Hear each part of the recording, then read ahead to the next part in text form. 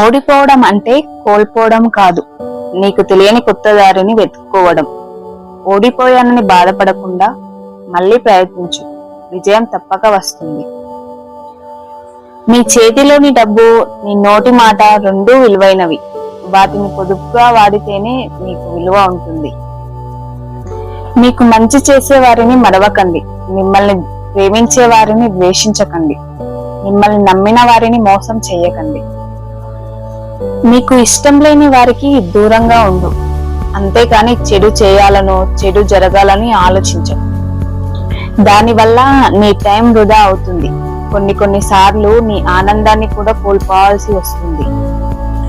మాటలైనా మనసైనా పూర్తిగా అర్థం అవ్వాలి అంటే ఎదుటి మనిషి మీద నమ్మకం, అభిమానం ఉండాలే కానీ నిర్లక్ష్యం, చులకన భావం ఉండకూడదు. తలదించుకున్న ప్రతి ఒక్కరూ తగ్గినట్టు కాదు, తగ్గిన ప్రతి ఒక్కరూ చేతగాని వాళ్ళు కాదు. కొందరు పరిస్థితులకు లొంగి తగ్గితే కొందరు బంధాలకు లొంగి తగ్గుతారు.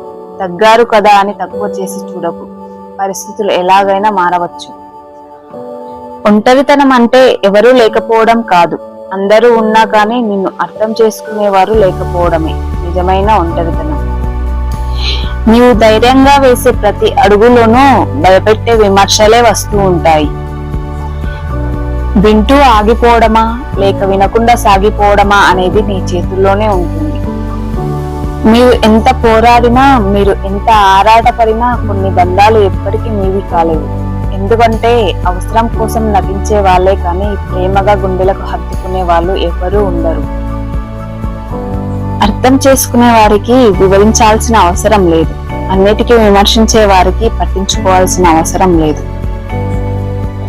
మన కన్నీళ్లను ఎవరు గమనించకపోవచ్చు, మన బాధను ఎవరు గుర్తించకపోవచ్చు, మన కష్టాన్ని ఎవరు తీర్చకపోవచ్చు, కానీ అందరూ మన తప్పుల్ని వెతికే పనిలో మాత్రం ఖచ్చితంగా ఉంటారు.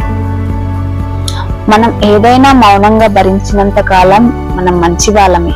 ఎప్పుడైతే భరించలేక ఎదురు ప్రశ్నిస్తామో అప్పుడే మనం ఎంత మంచి చేసినా అన్నీ మర్చిపోయి మరి మనకు ఎక్కడ లేని చెడుతనాన్ని అంటగట్టి మనకే తెలియకుండా మనల్ని ప్రపంచానికి ఇంకోలా పరిచయం చేస్తారు. ప్రతి అనుభవం జీవితంలో ఎక్కడో ఒక చోట ఉపయోగపడుతుంది. ఎందుకంటే ఏ అనుభవం సులువుగా రాదు, అనుభవిస్తే తప్ప. బంధాలను కాపాడుకోవడానికి ఒక మెట్టు దిగి ఆలోచించు అనేది పెద్దవాళ్ల మాట. కానీ అర్థం చేసుకున్న వారి కోసం ఎన్ని మెట్లు దిగినా తప్పులేదు. కానీ ఎన్ని మెట్లు దిగినా మనల్ని అర్థం చేసుకుని వారి గురించి ఆలోచించి ఏం లాభం? వాళ్ళ దృష్టిలో మనం దిగజారడం తప్ప